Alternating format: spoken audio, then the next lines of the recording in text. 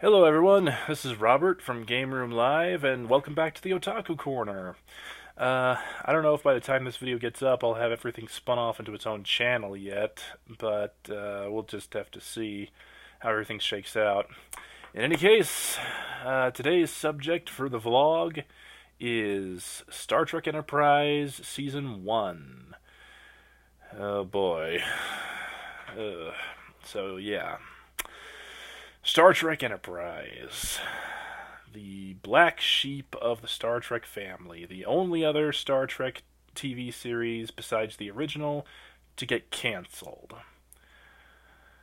I'm not going to go into that just quite yet. We'll save that until I get to the end of Season 4.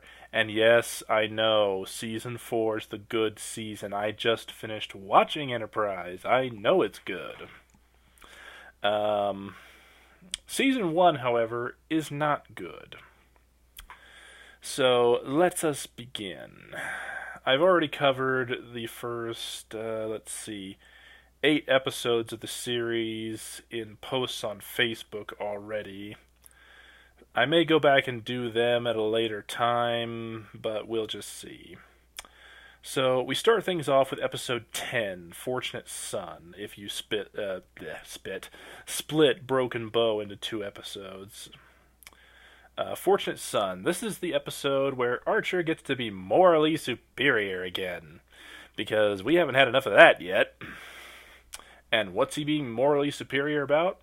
Why, Earth freighter captains exercising their right to defend themselves from fricking pirates.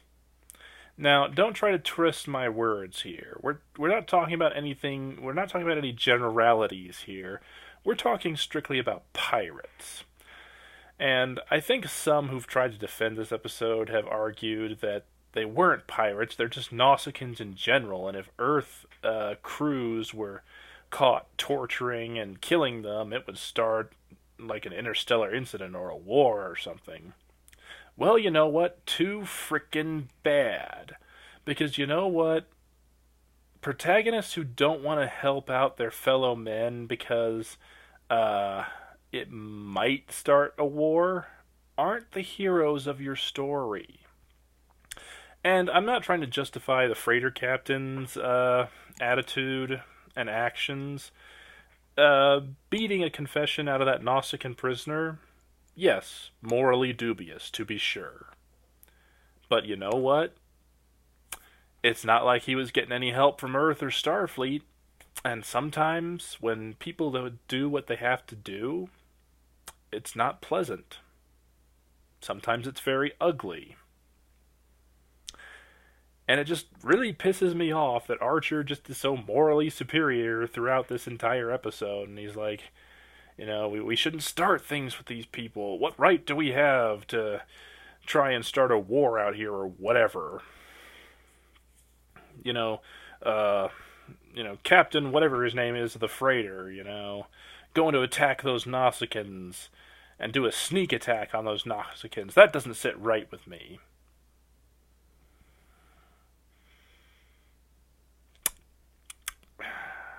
Let me ask you this, Archer.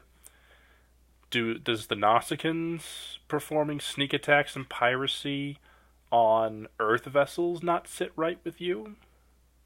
Because assuming that they are just a group of Nausicaans who are pirates, as SF Debris pointed out in his review of the episode, pirates are considered enemies of humanity, which means you are justified in almost anything you have to do to prevent them from plundering your ship, killing and raping your crew, or doing whatever.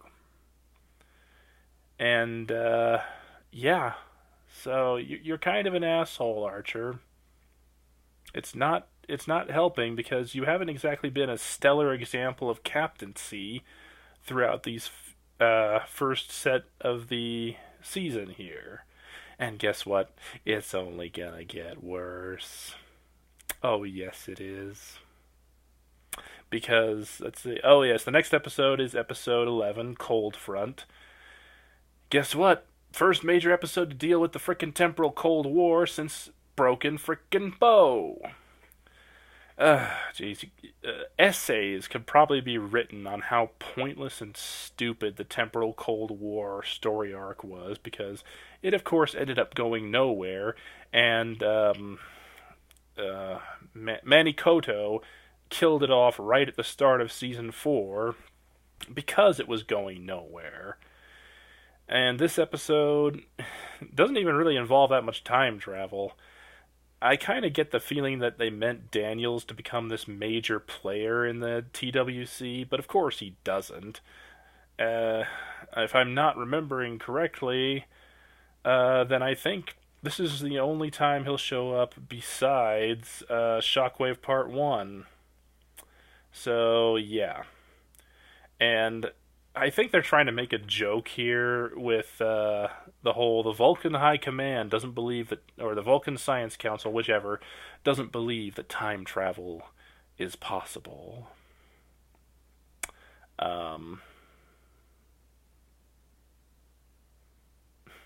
Considering that it's Spock who usually did the calculations for the Enterprise to fly back in time or whatever. Honestly, I think it was just them trying to make the Vulcans be dicks. Because that's one of the weird things about this season, is the Vulcans are dicks. And yeah, they do eventually go and explain it in Enterprise Season 4, but honestly, I think it would have been better if they just had not done that in the first place. So we move on from Cold Front to Silent Enemy, which is... it's a half-decent episode. Why is it only half-decent? Because we get more stupidity from Archer. Because he has one of his senior officers, Ensign Hoshi, which is kind of weird to consider since she's, an ensign, has her abandon what, her frickin' job is, to spend time looking up what Lieutenant Reed's frickin' favorite food is. For his birthday, if I remember correctly. Because, yeah, that's such a valuable way for her to spend her duty hours. Jeez. Other than that, I can remember thinking, even when I first watched this episode, all the way back in 2001, well, actually, this episode aired in January 2002. So, yeah, January 2002. I remember thinking to myself, if you really wanted this to seem like it's way before even the time of Kirk and Spock and everyone, don't have phase pistols. Don't have the Enterprise have phasers. Yeah, I know they call them phase cannons. They're phasers. They're just calling them phase cannons so they can be clever about it. They make the same sound as the phasers from the TNG era do. They're phasers. And the other annoying thing about this episode is the aliens that they encounter, they never show up again. And of course, they're not aliens from the TNG era or even the TOS era that we can say this is the first time they've encountered. Nope, they're just some mysterious one-off enemy we're never going to see again. So, actually, you know what? This episode isn't that good either. Never mind what I said. Oh, and now we get to the best. Actually, the best worst of the bunch. The middle of the season. Dear Doctor.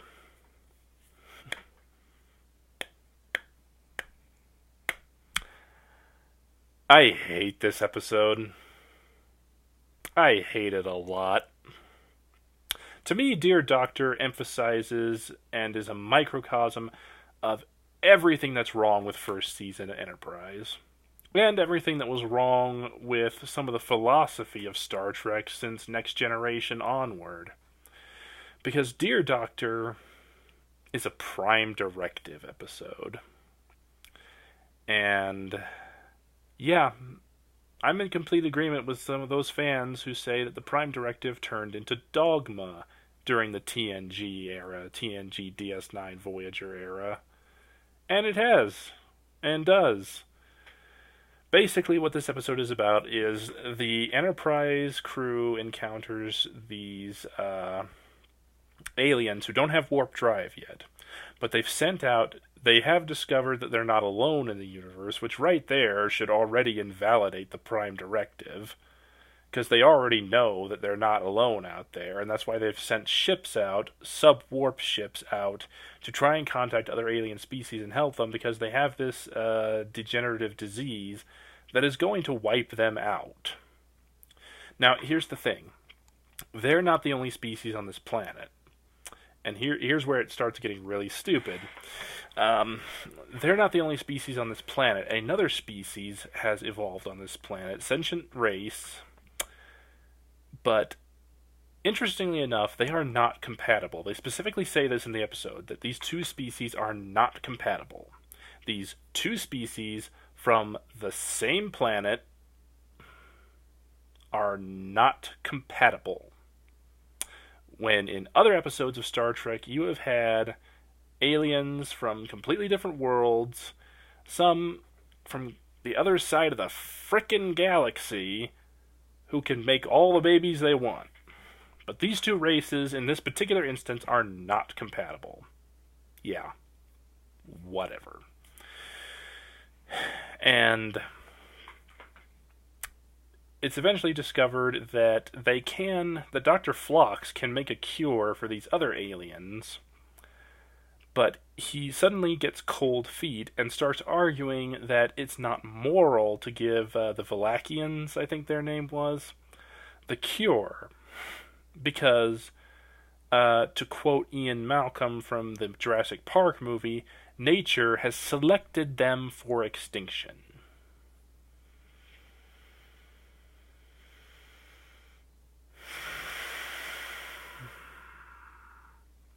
Where to start?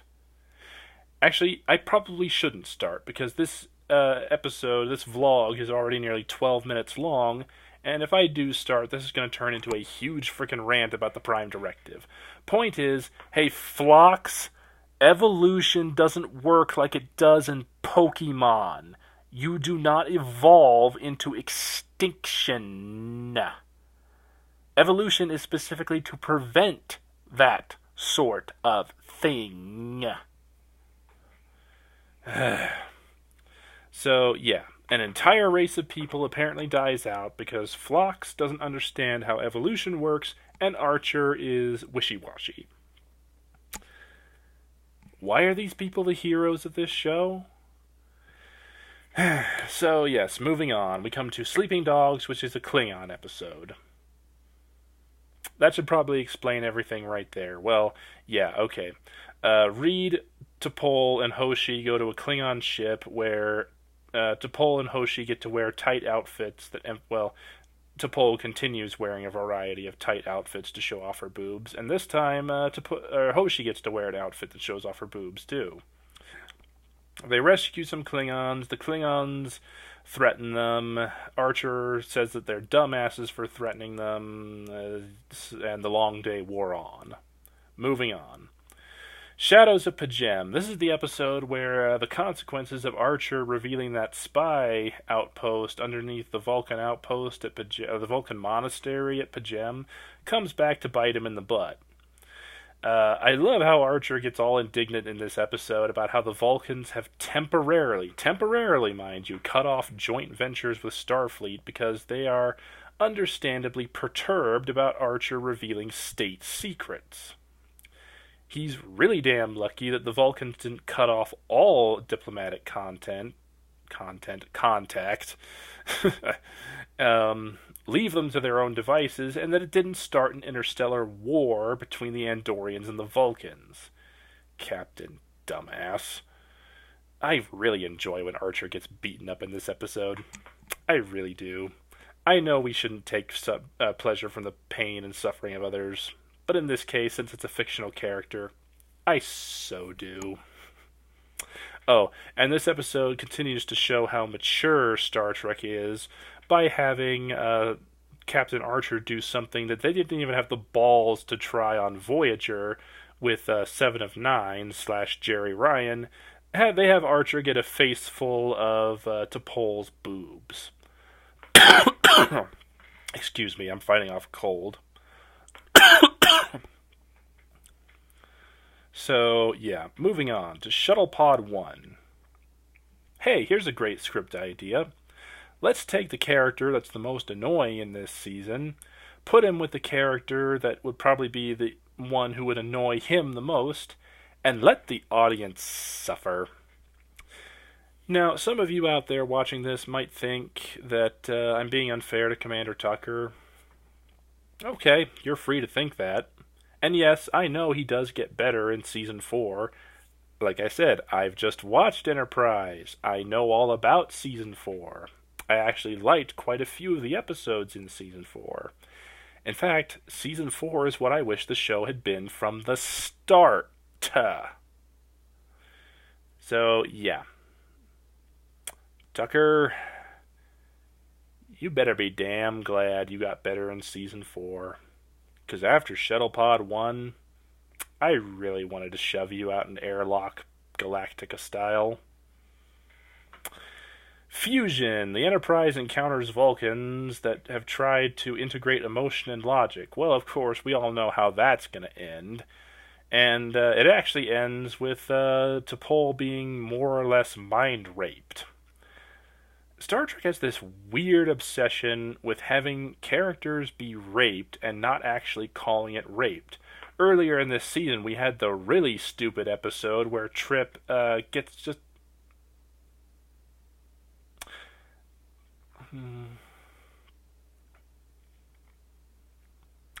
Let's see, how do I say this without it being controversial? You know what, there's really no way to avoid it. Trip got date raped. Come on, let's be honest. That's exactly what happened. He got date raped. And so then we have this episode, Fusion, where T'Pol more or less gets mind raped. And the captain doesn't demand that he be arrested and turned over to Vulcan authorities.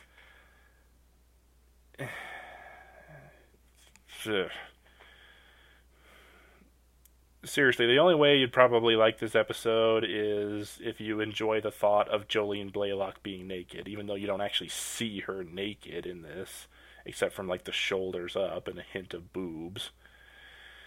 Rogue Planet, anti-hunting episode, although at least they were nice enough not to present the hunters like they were the cast of Duck Dynasty, especially since Duck Dynasty wouldn't come until about a decade later.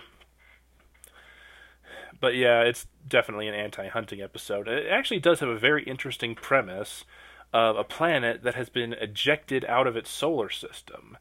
Now, you might think that a planet like that, there could be no life on that planet, but as we know from deep parts of the ocean, there are places like that where life can thrive, but unfortunately, Enterprise just didn't have the budget to really capitalize that. It's really unfortunate. Could have been a really interesting idea. Then we have Acquisition, the final Ferengi episode, even though I'm watching this in chronological order. But in production order, it's the final Ferengi episode. Not only, I think, featuring Max Grodenchik. Was he in this? No, he wasn't. But featuring Ethan Phillips in his final Star Trek role, and Jeffrey Combs as a Ferengi. And also Clint Howard, interestingly enough, who you might know played Baylock in the TOS episode. As a child actor, played Baylock in the TOS episode, The Corbomite Maneuver. And it's, of course... Well, you know, to be perfectly honest, it is actually one of the better Ferengi episodes, since they're basically acting kind of more like, I think, what they wanted the Ferengi to be originally, instead of what they ended up becoming on TNG and DS9. But it still really equals out to an higher than average episode of Enterprise, but not one of their best. And at least a adequate departure for the Ferengi from the franchise. As far as I can remember, I don't think we've seen them in the Abrams movies or Kelvin movies, whichever term you like to use, and I don't think they've been featured in Discovery yet, and they shouldn't, because of course, the Federation didn't have official contact with the Ferengi until TNG times. So moving on, we come to Oasis, which is a complete and total ripoff of the DS9 episode Shadow Play. Enough said, moving on. Detained, which pretty much punches you right in the face with excuse me, like I said, fighting off a cold. Detained, which punches you right in the face with it being basically a huge commentary about the Japanese-American internment camps from World War II. Not that it's a bad thing to comment on, of course. It's just not subtle at all in what this is an allegory for. And, of course, reunites Scott Bakula with, why am I blanking on his name now? I'd be able to remember it if I didn't have Dean Stockwell. Yes, reunites Scott Bakula with Dean Stockwell, who actually turns in a very good performance. And, it's really funny, considering we had Dear Doctor earlier in this episode, or season, which was a Prime Directive episode, and you know how one of the tenets of the Prime Directive is that the Federation doesn't involve themselves in internal matters? And that's exactly what Archer has Enterprise do in this. So in one episode, the plight of a race doesn't get Archer to do anything, but in this other episode, the plight of a race gets him to become involved in an internal matter.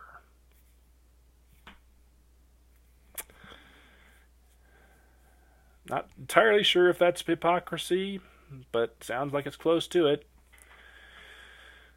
And also, I think it was right around here, or maybe in Vox Sola, that the crew hear about the vacation planet Risa. Oh joy.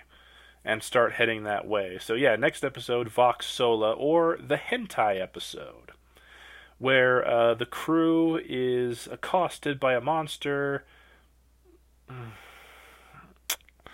Let's see, again, how do I say this without it being offensive? The crew encounters a monster made out of a gooey white substance that slimes their way over them and encases them, and there's kind of sort of tentacles. If you don't know what I'm getting at, you probably have never taken basic biology. And Hoshi has to communicate with it, and there's also a time limit, and they save the day in the end, of course. And now we come to Fallen Hero, which is actually one of the very, very few good episodes in Season 1. I actually really did like Fallen Hero, mostly because the Vulcan Ambassador character is not one of the Vulcan dicks. She's actually more like Vulcans would be later on, so this was a very welcome departure, and Archer finally acts more like a hero rather than kind of a dumbass. So again, that was welcome. Then we come to Desert Crossing, which guest stars Clancy, I'm the Mother Effin' Kurgan, and also Mother Effin' Lex Luthor Brown. Yes, that Clancy Brown. And again, it's a bit of a Prime Directive commentary and actually does a much better job of it than Dear Doctor did. Way better job, actually. But it's also kind of weird because it also involves the internal affairs of a sovereign planet, and this time Archer decides not to get involved. Even though he says in the episode that he thought that Clancy Brown's cause was worth fighting for, even though, he's only heard his side of it. I know that a certain friend of mine whose name begins with a J is probably going to say that that's one of the points of this season, that they were supposed to make mistakes and figure things out. And I'd have been fine with that if they were making mistakes because things happened that they just plain weren't prepared for. But most of these mistakes, at least to me, seem like common sense things that they should have already been that should have already been figured out before they even left Space Dock. But I guess that was part of the point, because earlier in this season, I think it was in Silent Enemy, Archer admits that part of the reason why they're having so many problems was because he had something to prove and rushed out here before they were ready. And you see why I call Archer a dumbass, and why Kirk ends up being the grand hero of the Federation instead of Archer. So we get to 2 days and 2 nights where the crew finally arrives on Risa.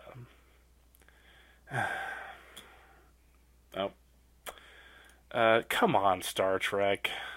Nothing good happens on Risa, except for Vosh, and that was all the way back in, season 3 or 4 of TNG. Nothing good comes from Risa. Some of the worst episodes of Star Trek have happened on Risa, like Let He Who Is Without Sin. And I also find it especially hilarious that this episode is directed by Michael Dorn, who plays Worf. And Worf was involved in the events of Let He Who Is Without Sin, which is, I would argue, not only one of the worst episodes of DS9, but probably one of the worst episodes of Star Trek, period. They also make the further mistake of this episode basically being 3 plots. Yes, an A plot, a B plot, and a C plot. And not that it's the primary A plot and B and C kind of running in the background. It's all 3 of them struggling for time in the episode. You've got Archer and his lady friend, who turns out to be a Suliban agent, and that doesn't end up mattering worth a damn. You've got, I'm pretty sure it was Reed and Tucker. Yep, Reed and Tucker, and I think also maybe Mayweather. Acting like bumbling tourists and getting what they so richly deserve. Well, maybe not Lieutenant Reed, because he's kind of okay, but Tucker definitely gets what's coming to him. And then, the third plot being about Hoshi, and her having a romance that, of course, ultimately doesn't matter, because this is a romance of the week. You know, I can see why they would do that, because, you know, there's always the chance that if you get a cast member involved in a steady romance, that it's going to go wrong. But I don't know. I guess it's because this is Enterprise, and they just don't quite do it right, even though I enjoy them focusing on Hoshi, because I like her a lot more than T'Pol, at least in the first season. And so, at last, we come to the season finale, Shockwave Part 1. What I'm pretty sure, if I'm remembering correctly, the first major mention of the temporal Cold War since Cold Front. Yeah, I know there are people out there who try to argue strenuously in favor of the TWC, but I don't know why. If it was supposed to be this grand part of the Star Trek Enterprise saga, why are there really only 3 episodes in the first season out of 26 that really deal with it? Broken Bow, Cold Front, and Shockwave Part 1. And funnily enough, despite it being involving the temporal Cold War, there really isn't any time travel until the very end of the episode. Basically, the plot is that a future guy tells the Suliban to implicate the Enterprise in the destruction of a colony. They use quantum technobabble crap to prove that they weren't, but get pursued by some Suliban. Archer ends up in the future thanks to Daniels, who is not in fact dead. But the future has been destroyed, because apparently Archer is one of the keys to the founding of the Federation. I so totally don't believe that. Seriously, I don't even believe that in Season 4. Yeah. I mean, Shockwave Part 1 actually isn't that bad. It basically works out to an average episode of Enterprise, and you think it might actually be leading you somewhere good, but of course, then you get to Shockwave Part 2 in Season 2, and we'll of course discuss that when we get there. So, That's season 1. Why did it suck so much? Well, I can only really tell you my opinion, but yeah, I come to the same conclusion that so many others have, that it was a mistake to keep using the same creative team from Voyager. You know, they obviously just didn't have what it took to tell a really interesting new story, because all these episodes are either just plain bad, like Unexpected or Terra Nova or Fortunate Son or Dear Doctor, or they're just average, or they just completely rip off what had come before, like the aforementioned Detained. Or not Detained, I mean Oasis.